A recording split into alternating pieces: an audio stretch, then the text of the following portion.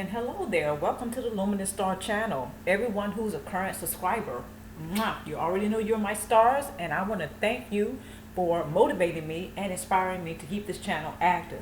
All of you who are sharing your stories, thank you for doing that. Okay, so keep that up.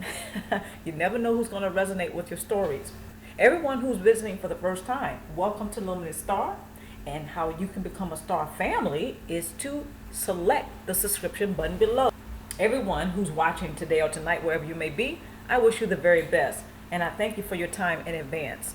Today's video, various types of empaths and narcissists. All right.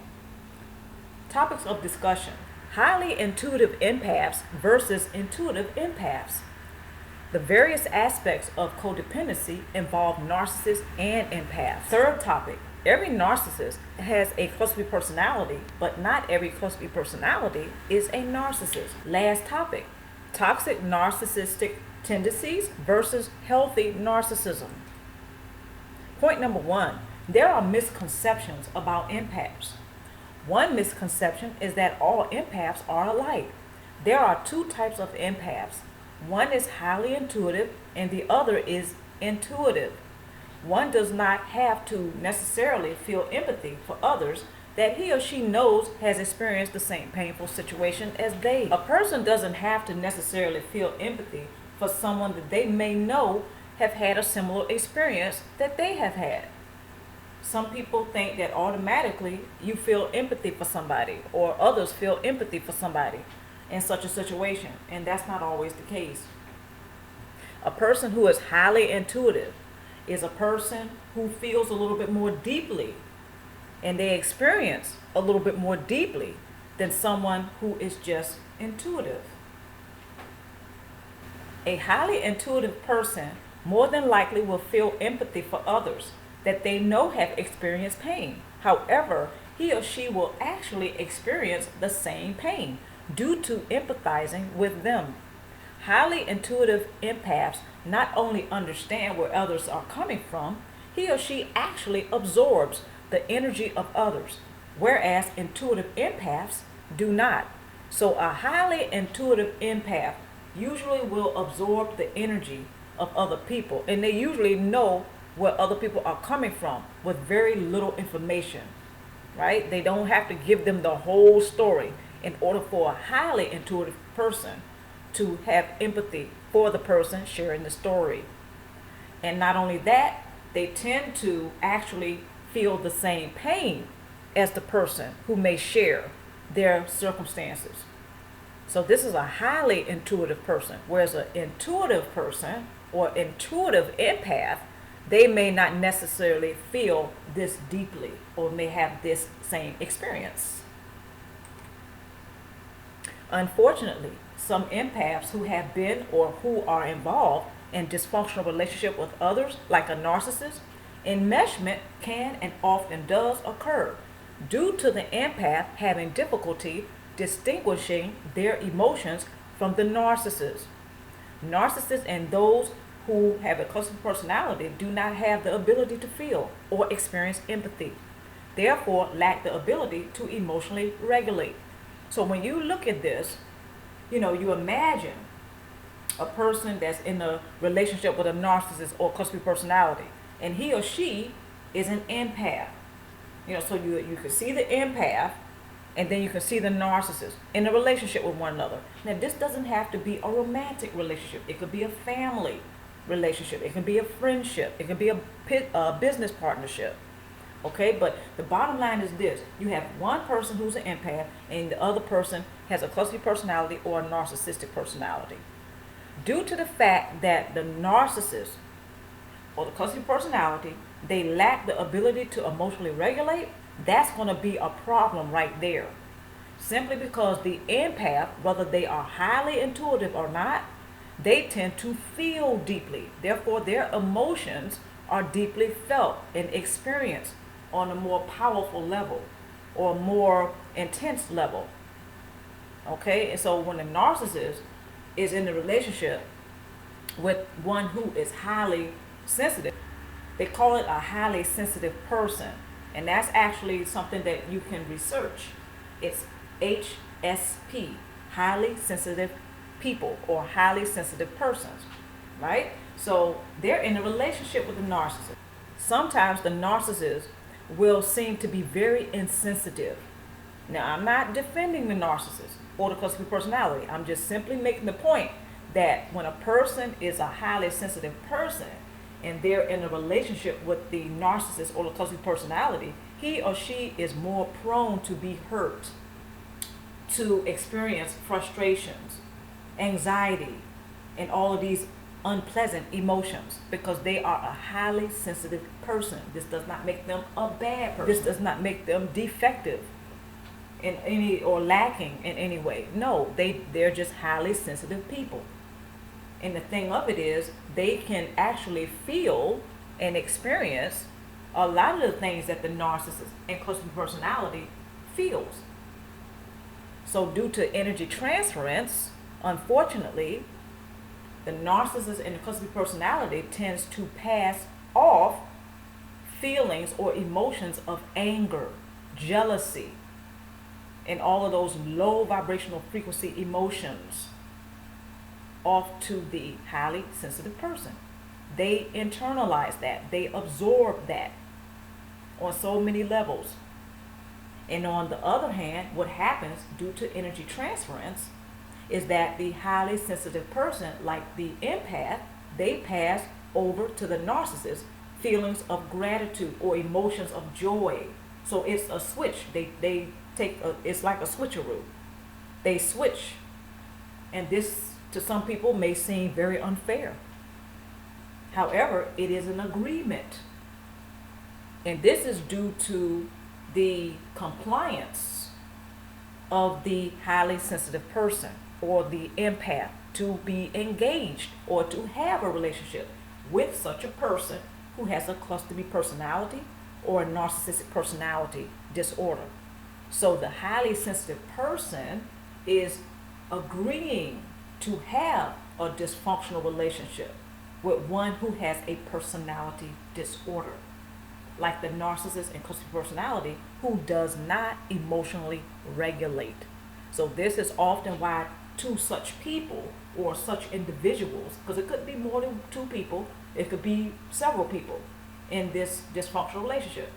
Some of them can be empaths and some of them can be the cluster B personality or a narcissist. The bottom line is this: that relationship is going to be filled with tension. There's going to be a lot of incidences whereas there's miscommunication, signals being crossed or miscrossed. The narcissist and cluster B personality, for instance, they may say something and it may be misinterpreted by the empath and vice versa. This is often the case. For one thing, because both of these individuals, the highly sensitive person and the person with the personality disorder, such as the narcissist, they're vibrating or they are operating on two different vibrational levels. They're not on the same page, in other words. They're not resonating with one another for that fact alone. So that's going to make for a hostile environment. You have two people sharing the same space who do not resonate with each other. That's the best way I can sum it up. Traits of intuitive empaths: difficulty seeing others suffer, overly sensitive, physical symptoms after intense emotions.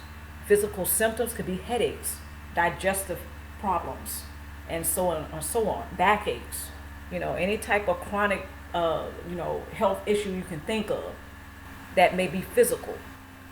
So any type of health issue you can think of, usually the intuitive empath, they will experience that after an intense emotional experience.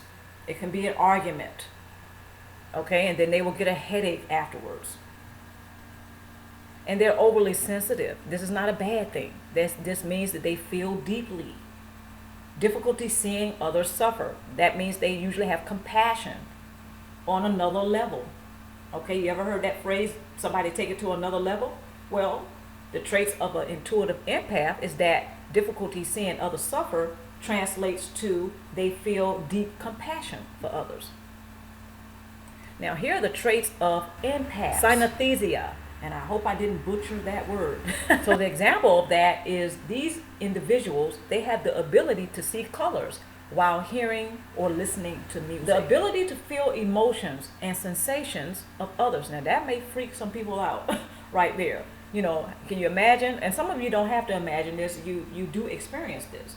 Having the ability to feel not only the emotions of others, but the sensation of others.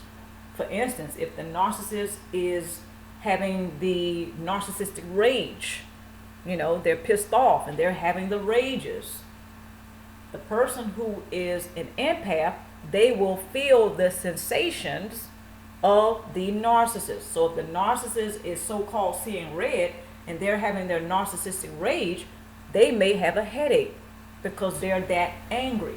The dopamine sensitivity, okay, they have less need for external stimulation. So a person who's an extrovert, for instance, they have more need for external stimulation, such as going to parties and always involved in social. We're all social beings, but a person who's an extrovert, they have more of a need and a desire for external stimulation. Now, this is right up the narcissist alley. Whereas a person who is an empath, they have less need for external stimulation. They tend to be introverts. There are some empaths, however, who are extroverts. But the dopamine sensitivity is there in a person who is an empath. So they have less need for external stimulation. In other words, they're okay with just being quiet and meditating and spending a lot of time with themselves. They don't have to always go to a party every night or going to the club every weekend and things of this sort. They don't need that external stimulation like somebody such as a narcissist who is always wanting to be the center of attention. You know, they like to be in the crowd because they want to draw and tap into everybody's energy field. A narcissist and clumsy personality, this is often why they have a lot of relationships. But those relationships tend to be quite toxic and dysfunctional and volatile. They're drawing off of the energy fields of all of these individuals. Whereas a person who's an empath, they don't need that.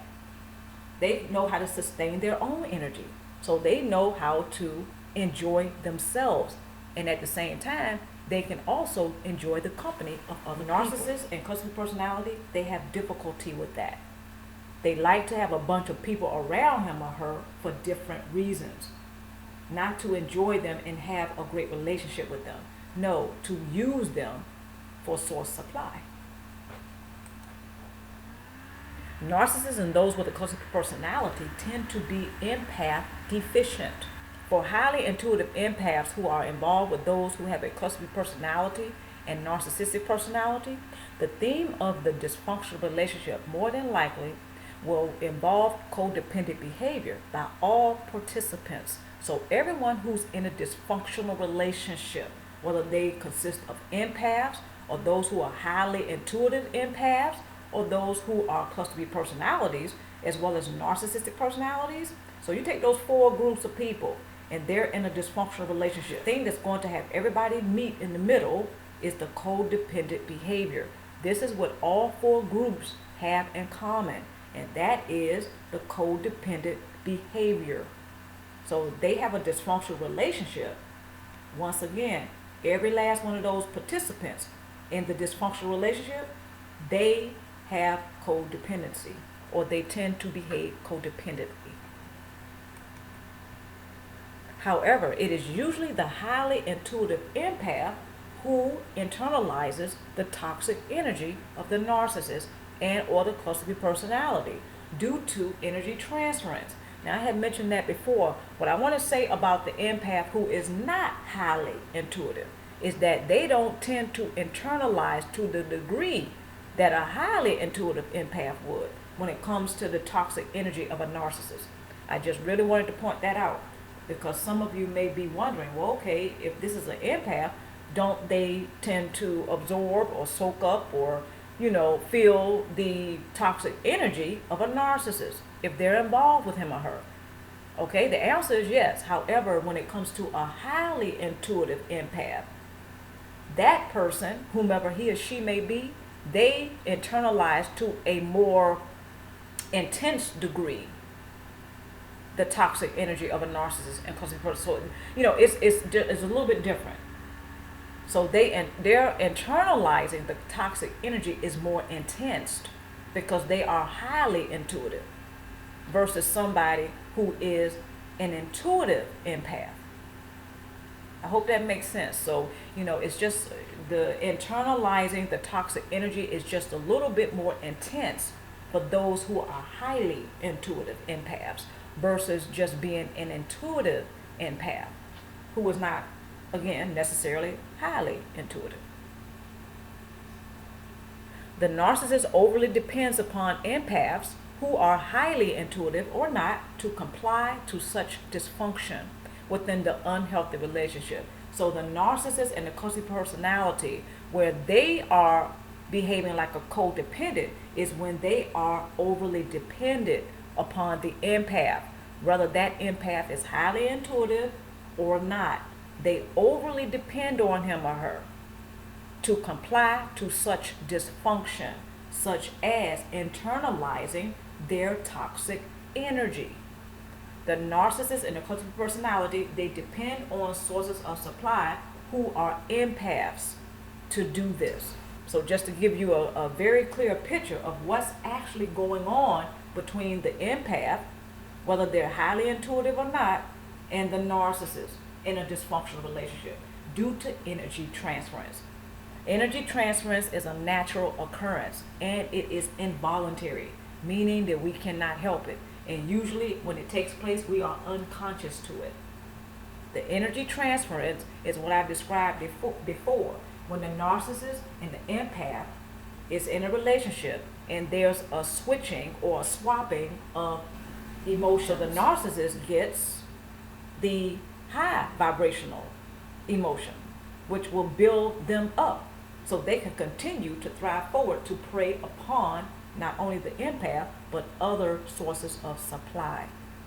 They do not sustain their own energy because they lack emotional regulation. So they tap into the energy field of the empath. They draw from the empath energetically. And again, the energy transference. So they're doing a switcheroo, they're doing a swap, and they agree to it.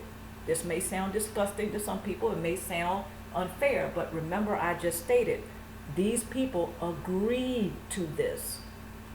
They are complying. So that means no matter what they say, no matter how much they verbally protest, they are there. And as long as their actions portray that they are there in that dysfunction, therefore they will continue to experience what they experience. Let's move forward. Empaths who are involved with those with a cluster personality and or narcissistic personality overly depend upon the narcissist to influence feelings of being desired and or needed to be saved by him or her. This is where the narcissist and the empath meet in the middle of the codependency spectrum. So simply just, put in the previous slide what I just stated and then add this to it, and you get a clearer picture of how these two individuals or more, but we're going to go ahead and go with two individuals, one being the narcissist and the other one being the empath. This is how they come into agreement, and they're agreeing to have this dysfunctional relationship because they're both overly dependent upon the other for what fixes him or her. Whatever their fix or their addiction or their obsession is, they are each one's best supplier.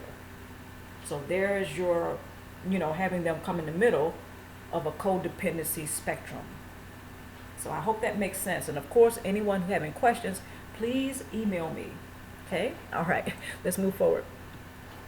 Healthy narcissism is when one takes some pride and joy in accomplishments and achievements while taking note of overcoming certain obstacles to make those establishments his or her reality. Healthy narcissism does not intentionally set out to harm and misuse others in order to gain. Healthy narcissism can empower, whereas healthy narcissism can empower, whereas toxic narcissism can disempower. So a person who has healthy narcissism, or their narcissistic tendencies are healthy. My opinion is that everybody has narcissistic tendencies. So a person who has healthy narcissism is a person, again, that will not try to one up on anybody in order to achieve and accomplish goals or establishments for themselves. They can sit back and feel good about what they have accomplished. For instance, they can look at how far they've come in their plight, in their life. They can look at that and feel good about it without disempowering somebody else. They can do that without putting somebody else down. The narcissist and cluster B personality, they go out of their way to put somebody else down so they can feel good about themselves. That's a toxic narcissism versus the healthy narcissism, which is very empowering. Toxic narcissism disempowers, whereas healthy narcissism empowers. Narcissistic personality disorder is a fixed personality disorder that is one of many symptoms of the cluster B personality. Every person with a narcissistic personality reflects a symptom of a cluster B personality. However, not all who have a cluster B personality have a narcissistic personality disorder. So a cluster B personality consists of a symptom called narcissistic personality. This is why the key word is cluster. So you have a cluster of things going on here, a cluster of personalities. It's called the cluster B personality because one of the clusters is a personality disorder called narcissism, or the narcissistic personality disorder. It's a cluster. It's just one aspect of the cluster B personality. This is why a person who has a narcissistic personality disorder has a cluster B personality, whereas a cluster B personality may not necessarily have symptoms of narcissistic personality disorder. And we'll get further into that.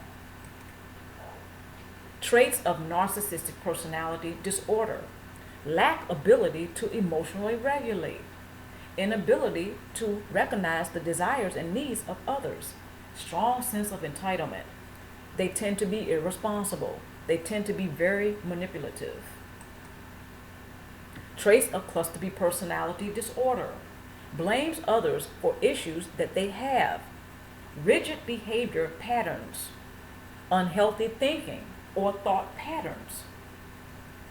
A cluster of narcissistic personality, histrionic personality, borderline personality, and antisocial personality. So there's your other personality disorders linked to the cluster B personality, or which consist of the cluster B personality disorder. As you can see here, these 4 different personality disorders, one of them is narcissistic personality. This is exactly why I stated a person who has a narcissistic personality, they do have a cluster B personality. Whereas the person who has a cluster B personality disorder, they do not necessarily have a narcissistic personality. They may be histrionic personality, or a borderline personality, or an antisocial personality. Whereas again, they may not have the narcissistic personality, yet they have a cluster B personality. Okay, let's move on to the tools now. Tool number 1, take steps to discontinue to internalize the conscious state, emotional state, behavior patterns, and choices of others. This is one that a lot of people who behave codependently do. Therefore, those who have empath, who are seen as an empath, or they have a highly intuitive empath traits, okay, or they are, again, just a highly, they are intuitive empaths. I'm trying not to confuse you all, but yes, a person who is an empath, whether they are highly intuitive or just intuitive, they tend to have a codependent thing, whereas they will internalize the conscious state, the emotional state, and the behavior patterns as well as choices of others that they are involved with. That's a bit much. Just when you just think about that. That's almost like a person who's totally taking on the burden, the all of the negative, well, not negative, but all of the consequences of their mistakes, all of the consequences that come with making poor choices. Can you imagine somebody taking all of that on and their own? Well, this is a person who behaves codependently, such as an empath, or a person who is a highly intuitive empath, or a intuitive empath. Any way you look at it or slice it, the bottom line is this: empaths tend to internalize because they behave codependently. They tend to internalize the energy, the burdens, the consequences of mistakes and poor choices of other people. This is exactly one of the reasons why the narcissist and the cluster personality, they seek out people such as empaths to be involved with, romantically and otherwise. Because when they get to projecting, guess who's going to be there to internalize and to take all of that on and to be weighed down by it? You guessed it, the empath. Tool number 2, practice self-preservation, personal boundaries, emotional discipline, and assertion. This is one of my favorite tools because it's such a game changer. The narcissist and the cluster personality cannot tap into the energy field of anyone who practices the narcissist repellent, such as practicing self-preservation, personal boundaries, emotional discipline, and assertion. All 4 of those are ingredients of the narcissist repellent, the best one you'll ever find, because they will keep them at bay. This will keep the narcissist and cluster personality at bay. This does not mean that he or she will magically stop attempting to obtain source supply. No, they can attempt. However, you have the power or the personal power to say, no, you're not going to be available for that. So you practice self-preservation, personal boundaries, emotional discipline, and assertion. Last tool, give yourself permission to breathe, grieve, and live your life as you see fit. Absolutely. The narcissist, I mean, what do they have to say about it? Even if this is your parent, if you are an adult now, I mean, your parents did what they were going to do for you, correct? So now that you're an adult, give yourself permission. You don't need their permission. You don't need the narcissist's permission. You don't need the permission of the cluster personality in order to live your life as you see fit now, especially if you are an adult. For example, the relationship with your parents is a childhood relationship.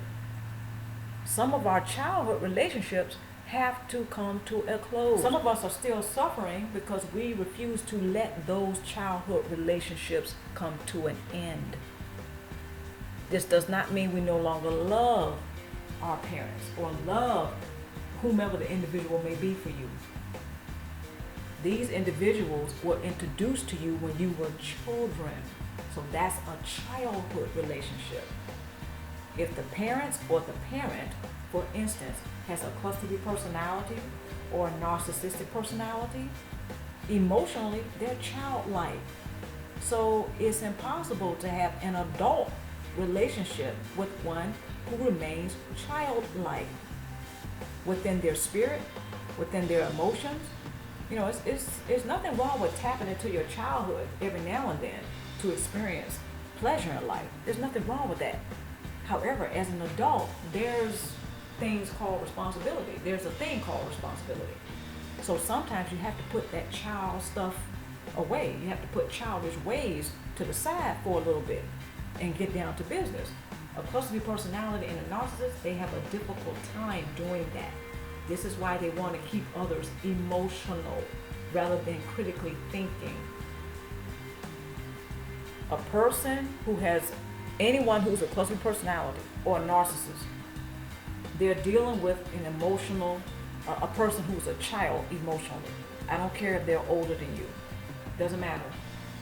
It is very difficult to have an adult relationship that is healthy with one who has a cluster personality and a narcissistic personality, because they are emotionally childlike. Therefore, you have to kind of look at them as children. You are the adult. They are the child. This is often why a lot of us end up parenting the cluster personality parent or the narcissistic personality parent. We parent them.